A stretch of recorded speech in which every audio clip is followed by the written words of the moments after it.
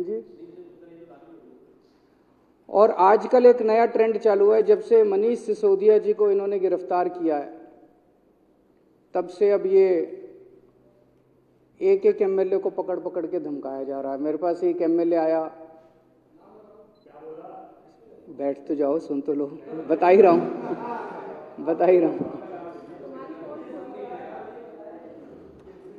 चोर की दाढ़ी में तिनका। बोला जी लोकल थानेदार आया था, वो कहता है जी एसीबी वाले आपकी इंक्वायरी करा रहे हैं, अगला नंबर आपका है। एक और एमएलए आया, बोला जी मेरे पास एक वॉलंटियर आया, बड़ा डरा हुआ, बोला सर आपसे अकेले में बात करनी है। मैंने कहा चल बता। बोला जी ये लोग बड़े खतरनाक हैं, बहुत गंदे लोग हैं, इनसे बच के रहना, अगला नंबर आपका। एक एक करके एमएलए को डराया जाता है। आपके पास आए हैं लोग? किस किस के पास आए हैं, है ना? मुझे तो आज ही विधानसभा में कौन कौन डरा है आप में से? इनसे डरते तो नहीं हो? जेल जाने को तैयार बैठे हो? कौन कौन जेल जाने को तैयार बैठा है? हाथ खड़े कर दे। मनीष सिसोदिया भगत सिंह का चेला है। मनीष सिसोदिया जेल जाने से नहीं डरता, इनकी जेल की सलाखों से नहीं डरते। और अगर कोई जेल जाने से डरता हो आप में से, आज आम आदमी पार्टी छोड़ देना।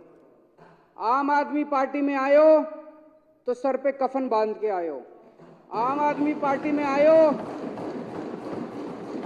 अपने अपने घर में बोल देना जेल जाने को तैयार रहो, ये जेल में डालेंगे सबको। यही कर सकते हैं यही कर सकते हैं ये। अभी बता रहा हूं तुम्हारे अच्छे काम क्या है। 2 मिनट रुक जाओ।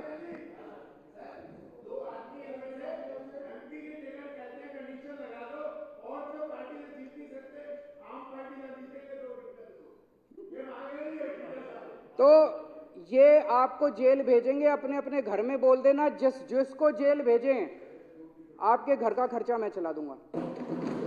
हम सारे मिलके चलाएंगे कि नहीं चलाएंगे? आपको अच्छा वकील हम देंगे, आपको जेल से वापस लेके हम आएंगे। हो सकता है 7-8 महीने, पिछली बार मैंने कहा था 4 महीने, अब 7-8 महीने हो सकता है। 7-8 महीने रहना पड़े जेल में, इससे फालतू ये कुछ नहीं कर सकते। लेकिन एक बात याद रखना, जैसे आज भगत सिंह का नाम पूरी दुनिया याद रखती है, ये वो मौका है भारत के इतिहास के अंदर जब आपका नाम भी याद रखा जाएगा, जो लोग अभी जेल में। मेरे को एक ऑटो रिक्शा वाला मिला। ऑटो रिक्शा वाला मेरे को कहता है जी आजकल व्हाट्सएप भेजने में डर लगता है। मैंने कहा क्यों? कहता कभी गिरफ्तार ना कर ले। पूरे देश में क्या डरा के रखा हो यार तुम लोगों ने, क्या हाल बना दिया देश का तुम लोगों ने। इसी के लिए आजादी की लड़ाई लड़ी थी। और अभी राहुल गांधी की सदस्यता तुम लोगों ने समाप्त कर दी। राहुल गांधी की सदस्यता समाप्त कर दी इन लोगों ने। डरते हो यार तुम लोग, तो बहुत डरपोक निकले। भारत के इतिहास में सबसे भ्रष्ट प्रधानमंत्री अगर कोई हुआ है, सबसे भ्रष्ट प्रधानमंत्री अगर कोई हुआ है, भारत के इतिहास में सबसे भ्रष्ट, भारत के इतिहास में सबसे कम पढ़ा लिखा प्रधानमंत्री अगर हुआ है, मैं नहीं समझता आजाद भारत में कोई 12वीं पास प्रधानमंत्री हुआ है। उनसे सरकार चलती नहीं है। अहंकार उनका 7वें आसमान के ऊपर है। सवेरे से शाम तक इसको जेल भेजो, इसकी सदस्यता रद्द करो, इसको जेल भेजो, बस सवेरे से शाम तक यही चलता रहता है। बैठिए प्लीज, बैठिए। मैं आज महाजन जी, बीजेपी के सारे लोगों को मैं अपील करना चाहता हूं, नरेंद्र मोदी जी के नेतृत्व के अंदर आज पूरे देश को तबाह करने की कोशिश की जा रही है।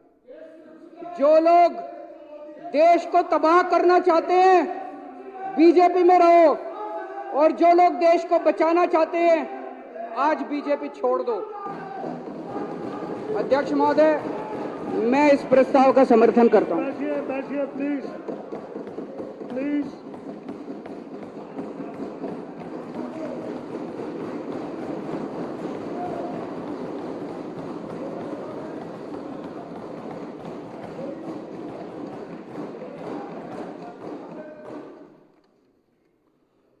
अब श्री गोपाल अभी थोड़ी देर पहले खबर आई कि राहुल गांधी जी को लोकसभा की सदस्यता से बर्खास्त कर दिया गया है। जिस तरह से उन्हें उस मानहानि केस में फंसाया गया, मैक्सिमम सजा दी गई और 24 घंटे के अंदर उनकी लोकसभा की सदस्यता बर्खास्त कर दी गई, ये हमारे देश के लिए बहुत चिंता का विषय है। हम जुडिशरी का सम्मान करते हैं, लेकिन जो जजमेंट आया हम उसका समर्थन नहीं करते।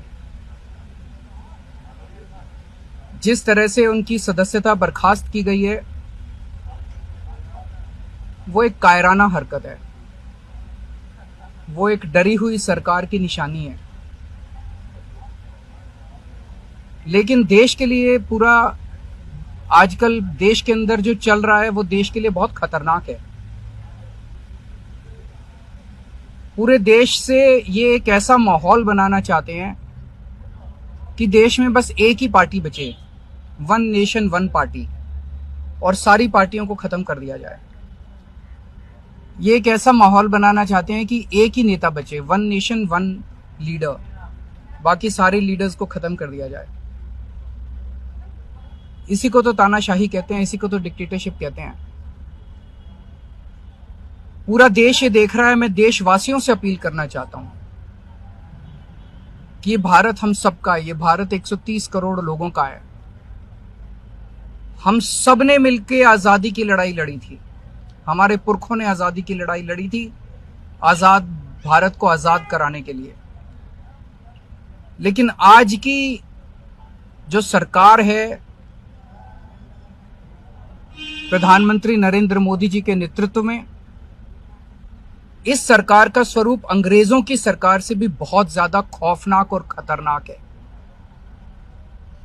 अब लोगों को सामने आना पड़ेगा, लोगों को सामने आके इसके खिलाफ लड़ाई लड़नी पड़ेगी। अगर हमने भारत को बचाना है तो 130 करोड़ लोगों को एक साथ इकट्ठे होके इस लड़ाई में शामिल होना पड़ेगा। सरकार किसी की बने, कल को सरकार चाहे इसकी बने चाहे उसकी बने, इस पार्टी की बने उस पार्टी की बने, वो जरूरी नहीं है। लेकिन जिस तरह से जनतंत्र के ऊपर हमला किया जा रहा है वो सही नहीं है। अगर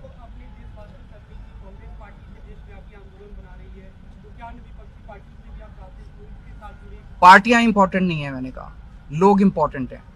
अभी अभी मैंने संसद के अंदर, विधानसभा के अंदर एक एग्जांपल दिया। एक ऑटो रिक्शा वाला मिला, ऑटो रिक्शा वाला मुझे कह रहा था जी मुझे व्हाट्सएप मैसेज भेजने में डर लगता है। मैंने कहा क्यों? कहते हैं शायद गिरफ्तार ना कर लें। इस देश के अगर एक ऑटो रिक्शा वाले को व्हाट्सएप मैसेज भेजने में डर लगता है तो आपने 130 करोड़ लोगों को डरा के रखा हुआ है। ऐसे देश कैसे चलेगा?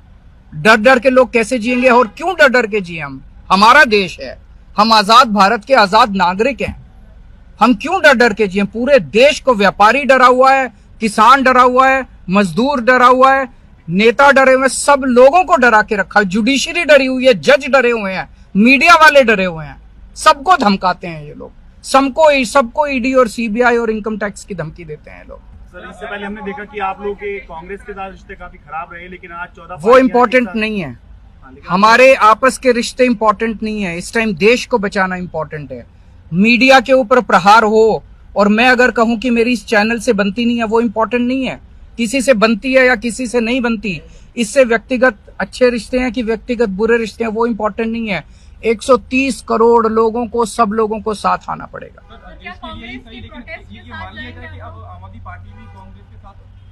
सारे लोगों को साथ आना पड़ेगा। ये लड़ाई राहुल गांधी की लड़ाई नहीं है, ये लड़ाई कांग्रेस की लड़ाई नहीं है, ये लड़ाई इस देश को बचाने की लड़ाई है।